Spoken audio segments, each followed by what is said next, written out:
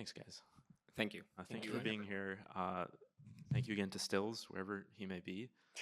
Um, I guess I want to pick up from his statement in the introduction. He mentioned this film was born out of these kidnappings he heard about as a kid, and so I guess in that spirit, I want to ask what drew you in to this film. What was your response to the material, depending on what stage of the film sort of you entered from, whether it was development, production, post. This film took so many different turns. Harmony, Karine, and I were trying to develop Stillz' first project for a while, and we had another project in mind. And when that didn't pan out, we still might make it one day, but when that didn't pan out, we had this other concept that was going to be shot in the U.S.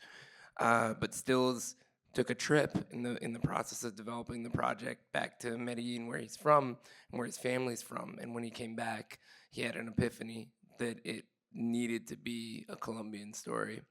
And that kicked off a really amazing pre-production process in terms of finding these kids, finding the scenario and the setting, which was something that Esteban was really central for.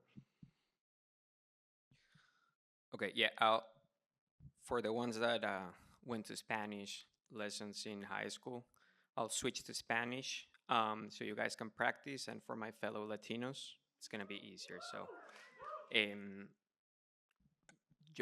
bueno, la película cuando empezó el proceso con Matías, lo más importante era que la película tuviera una comunidad representada y que esa comunidad fuera parte del proceso de hacer una película.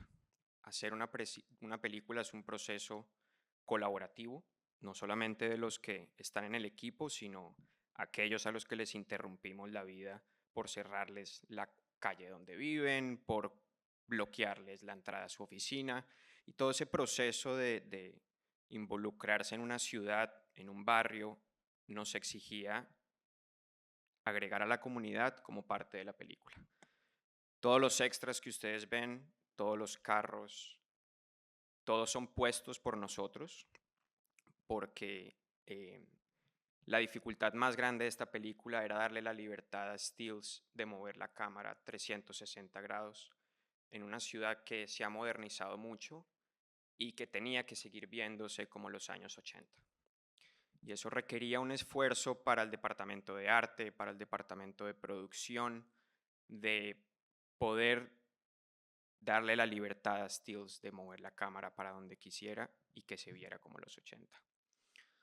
I don't know if I have to switch to English. I would much rather stay in Spanish, just because this is a very Colombian film, and I just owe to them that there is someone speaking in Spanish here. But I'm happy if you guys don't like it. It's a sexier language, I have to say. So. But yeah, that's it. For those who failed Spanish, I don't know if you're willing to... I'll summarize it, but basically the production process of the movie, from the beginning, it was very important for Stillz and for myself, if we were going to come to Colombia and shoot there, to involve the community in the process of making it. Not just coming from the outside, introducing ourselves and the production into these neighborhoods, but actually inviting everyone to be part of it. I'll tell you a short anecdote. We hired a car 2 weeks ahead of production. We wrapped a bullhorn in the hood of the car, and we started letting everyone know in the neighborhoods that we were gonna be there filming this exact day at this time, so the word would spread around and people would know what was gonna happen in a few weeks. We opened an account for people to just reach out to us if they wanted to be part of the project. So the film became a community effort like every other movie is, but we try to involve the city and these neighborhoods. Because for us, it was very important to respect how they are, how they look, how, every person that you see is an extra that lives in these neighborhoods. We didn't bring them from outside. and it just felt it was the only way to make a found footage movie feel real, involving real people, in their neighborhood. So it was a very I would say gratifying process, filming this movie, making it, and also the casting process. We can talk about it. I don't want to be too long, but maybe I'll just stay to English so I don't have to translate and drag these for too long. I do want to go back to casting, but Adam, if you wanted to step in to share what you saw as, I guess, maybe the core of the film when you began editing the material. Yeah. I really appreciated what you said in the introduction to like how you responded to the film, because I had a very similar experience when I was looking at the dailies. Stillz and I had been talking a lot about the movie before I got the material, and what I was struck by was, like, once I got into take 2, like I realized how in control he was of everything, which things that were seeming random, like when I watched the very first take, I started to see it happen again.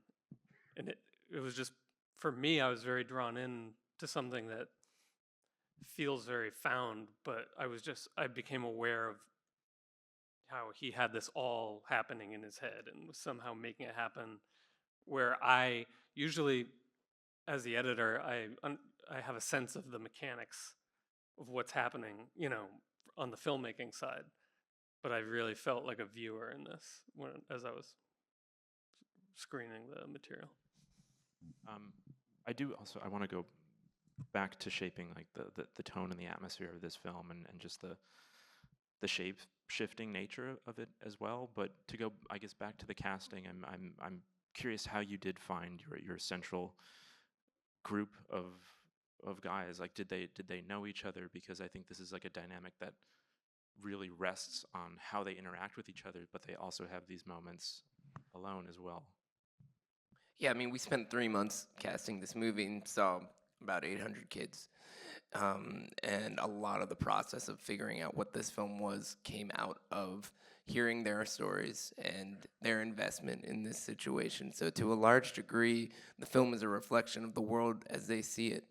And the idea of this camera was sort of at the core of that. What happens when you put the camera in the hands of people who don't normally have it? I mean, this was an old Panasonic TV camera, right? So the kind of camera they steal in that first scene, that's the kind of camera it would have been.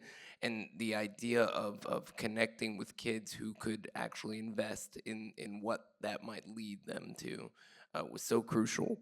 And they were very, very engaged. And these are true performances because it was a passion project for them to bring their world closer to an audience that had never seen it before. And it was just very powerful to be on set with them that whole time. Yeah, I'll just add that, these kids, when it's 800 kids that we saw, most of them that just hang out on skate parks and they don't do anything, just, smoke weed and try to see what to do with their friends. And for us, and for me especially, and the team in Colombia, it was how do we find the realism that we need, but also protect these kids from the cinema machine that can change their lives forever in their expectations. But to be realistic on, like, we're just gonna hire you, you're gonna do this special job, and then at the end of it, that's it. Your life is not gonna change. You're back to your daily lives. Because we couldn't promise any of these kids that with this movie we were gonna change their lives. But when people see that you cast them, they become the protagonists, we treat them as stars on set, then their perspective of life changes. And for us, it was very important to protect their reality, where they were coming from, and where they were going after the movie. And we still keep contact with most of them. Some of them, we don't know where they are. They've lost their phones. These kids, change phones every week. And we wanted to bring them to some festivals, but it was just, most of them, impossible to reach out.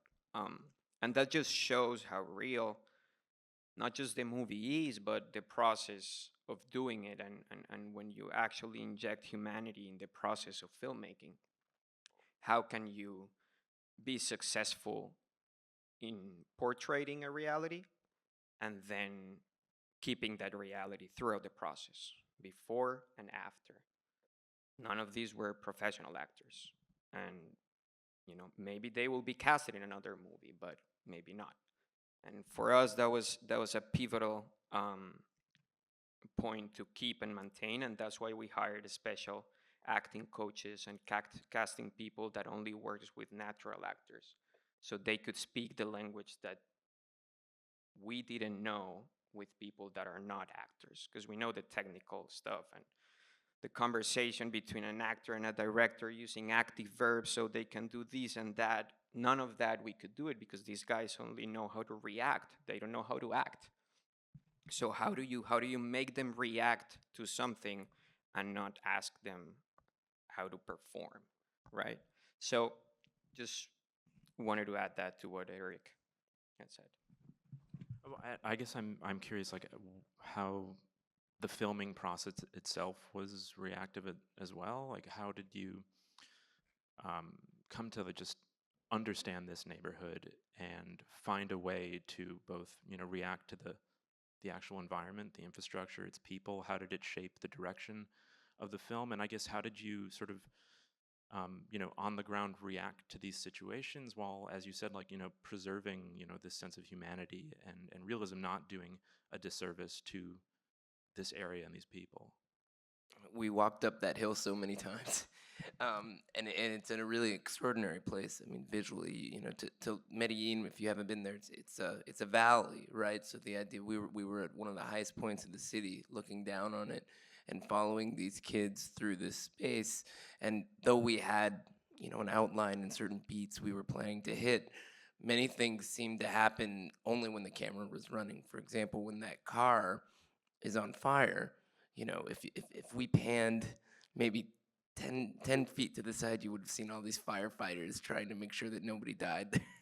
but what was incredible about it was those boys in the moment, a lot of what they did there was improvised, and they truly inhabited this environment. It's an incredibly sort of complicated circumstance, very abstract in certain ways, but they really were living in this environment that in a way we all kind of created together. Well, Adam, like as I mentioned before, this the nature of the found footage film is that it's supposed to sort of simulate something that's raw and almost incidental, but this is also a film that is changing through many different styles and forms. It begins as this kind of heist film, then it turns into a hangout movie, a confessional, and then something even stranger by the end. So how did you, when you had all of this material, like how did you and Stillz make sense of this, and while still preserving this sense of immediacy that's still at the heart of the found footage film? I think for me, it's basically just reacting to the world that he created. Like, it's this day that he captured, and you're along for the ride, and it just, what am I trying to say? There's this one Arca song that he was very inspired by. So that was one that I had kind of started playing with as temp score, and then we were using more of her music, and that kind of just helped fill out the world. But yeah. It's also fascinating. I mean, Adam edited Spring Breakers and found the internal logic of that amazing movie, I think, in a way that is sort of comparable to what you did here, which was, being on set, you felt like you were inside the film, and then watching the way that you were able to connect these intricate parts, suddenly a lot of what we were trying to make sense of, it just clicked, and that was really beautiful to see. Thank you. I mean, there's a lot of feeling and emotion in what he captured, and I was just able to string that together. I'm one of the 2 editors on Spring Breakers. It wasn't just me.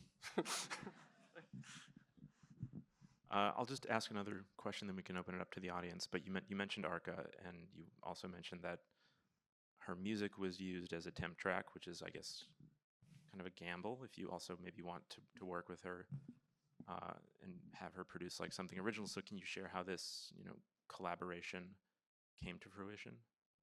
We had done an event with Arca for one of Harmony's films in London, and that was shortly before this production started. And Stillz was very interested in collaborating with her, and they kept missing each other. So there was one day on set when I just FaceTimed her, and I said, "Here, talk to Stillz," and he walked her around set. And I think from that point forward, this dialogue started. But once they connected in person, it very quickly became clear that there was a sort of creative synergy going on here that was very new for both of them. And Arca usually originates her own projects. She had had one experience with a soundtrack that didn't go so well, and she wasn't sure she wanted to be associated with that kind of process. And this was a second chance. So on a fateful night in Tokyo, when they found themselves in the same place, some things changed that you can speak to. Yeah, I mean, it was harder than that. We had to follow her to Barcelona first. We did a music video for her. Then we followed her to Tokyo, and we were there shooting something for her again. And at some point, she was like, "Okay, I'm ready to watch the movie." So we reserved the theater that night. She watched the movie, and she was sobbing the whole time. She left the theater, and she's like, "I'm ready to go, guys."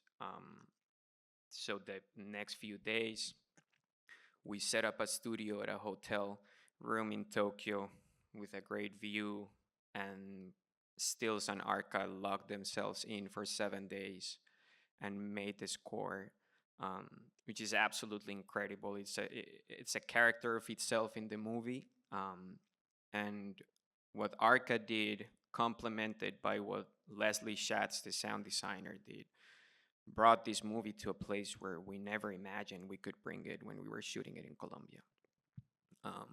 Because we had the temp music, and the temp music, like you said, is a dream that you're like, okay, let's just use it, but we never know, like it's Arca.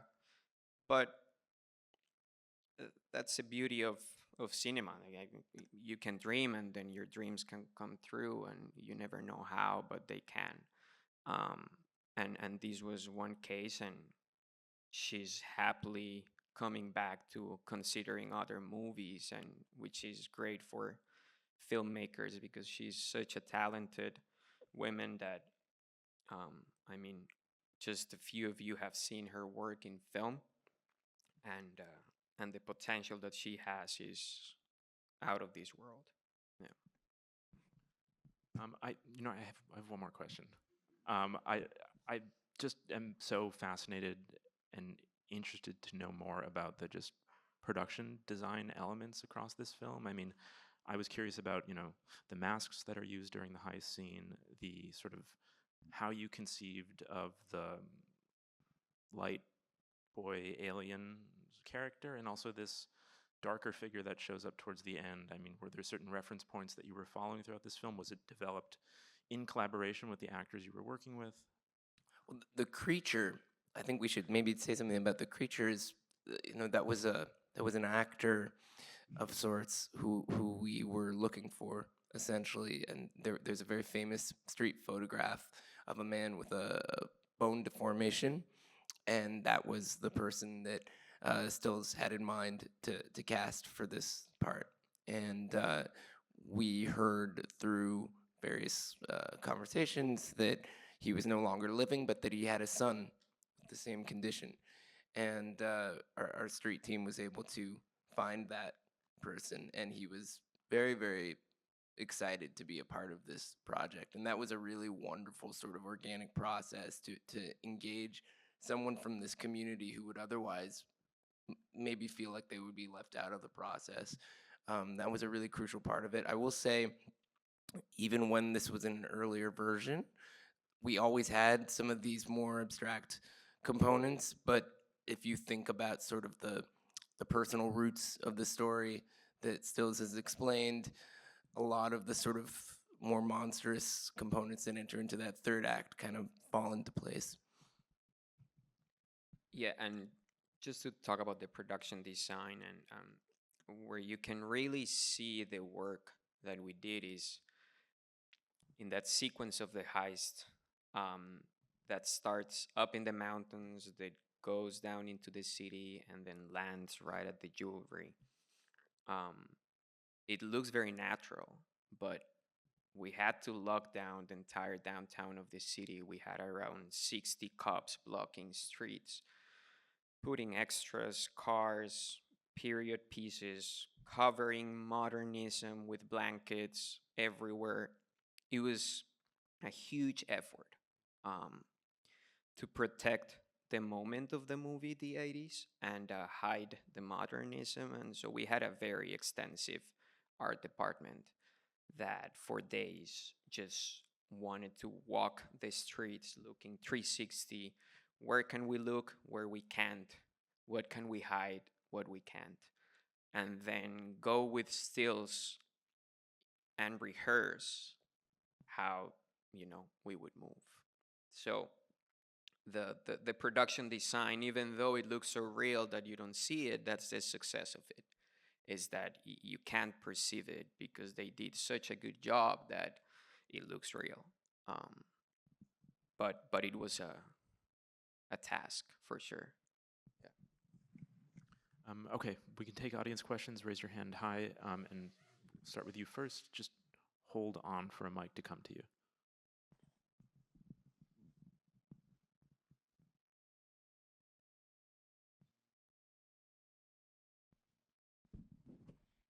Hello, hello.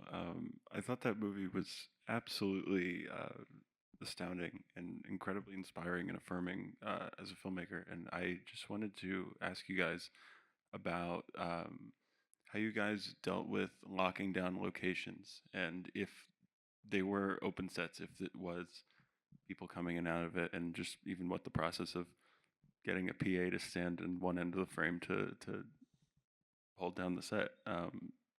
With regard to also the production design and all the art department elements as well. We had such a good line producer on this movie, Jenny, who was really on top of things. But you should talk about some of that. Yeah. For example, I'll keep talking about the car scene.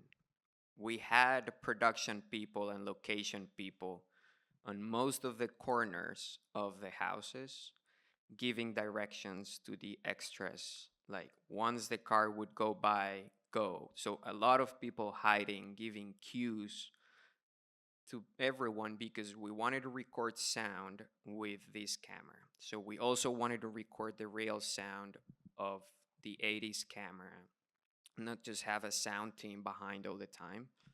So we could explore in the edit what to use. So the production team was pretty big too, and the locations team was pretty big too, because we had to hide them everywhere, but use them to give the cues to everyone so they would show up and start, if it's driving, walking, riding, whatever they were doing, that they did it at the right time. And I should also note that neighborhood we shot in, there's no electricity really, not much. There's no running water, and there's no police. So we also made sure that we were paying for protection. False security. Got it. So to speak. Got it. Yes, we can get you right here. Hi, very fascinating movie, really like well made, well done. I was interested in the end in the credits. I'm seeing these in the cast. I see these names I never heard in the movie. I know in the whole like premise is a group of teenagers. It's like one got initiated, one shot someone in a jewelry shop, but they don't. But the makers didn't really differentiate between a lot of the boys. I wonder how if you have any knowledge of how that came to be, like if it was always a plan to have a very decentralized perspective in the movie more and make it more of a metaphor or something more of a memory of a director? I want to know how that worked out. Yeah, I mean, I think it was all of those things. I would say it's a very personal project for him, and he was the cinematographer. So he actually shaved his arms so that he looked like a younger person when you see his arms in the movie. There's a performative element to that, but we also referred to this character who you only glimpse once in the mirror as POV for a reason, because POV can be any of these kids, and the way in which the film is constructed, you are constantly sort of drifting through different perspectives, but at the same time, you're forced to question what is this perspective? And something that was ingrained in this idea from very early on was, the idea of the found footage movie often orients you early on, so you know whose perspective you're watching. But what happens when you redefine that perspective and you go back and you recognize that what you assume as POV is your POV is not actually your POV? How does that change your relationship to the dynamic? So that was something we spoke about quite a bit.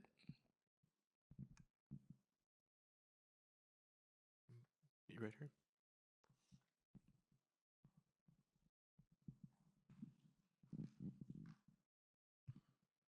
Raise your hand high.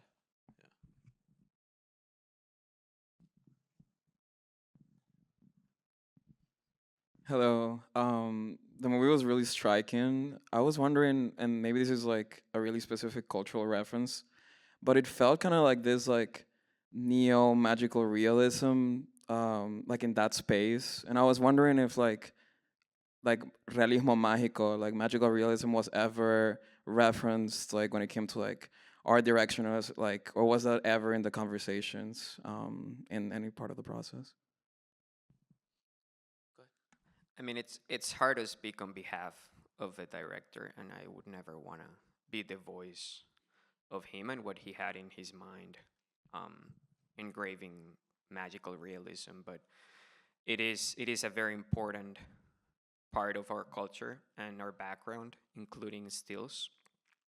And you can start seeing glimpses of it in the movie. The first time you see the horse in the house, then things that look normal and real start becoming a little bit odd, and then it escalates and become, getting to these supernatural elements, even to the point where the full screen is white and every person is thinking something different. And it is right, like it has a lot of that magical realism. I don't know if it was intentional at all times. I think that's the beauty of it. There are some elements that are supernatural, and that check the box for magical realism. But I don't want to speak for the director specifically on that. Yeah. Thank you.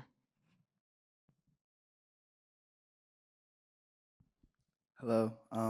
Great work, amazing film. I have a question about the sound. You briefly touched on how it was in-camera sound. Could you speak a little bit more about that? How much ended up being ADR, etc.? First, we should say Leslie Schatz, who did the sound design.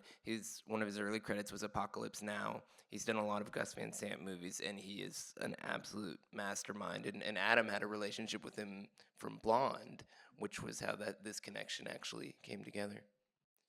Yeah, one that I was so struck by the camera sound because it's just in the stereo nature of it, and that's in the whole movie. So a lot of what Leslie did, I mean, you can obviously you feel when you're watching it, and it works beautifully in conjunction with Arca. But yeah, they record. I mean, there's very little like dual system sound in this. Okay, I think there's only one line that's ADR, and that's Yeah. it. And the voice of the grandma with the horse, because horses don't talk. So Unfortunately. we're unfortunately out of time. That's But thank you all so much for I think I Thank you, wanted to Tyler. give thank you to everyone here. It is a real pleasure, and we're very privileged to do film, work in film, and make movies. So I really appreciate every one of you for taking your time and coming to watch this movie. It's the dream come true to have people in a theater watching your movie. So you guys are just, fulfilling our dreams. So thank you. Thank you. Thank you.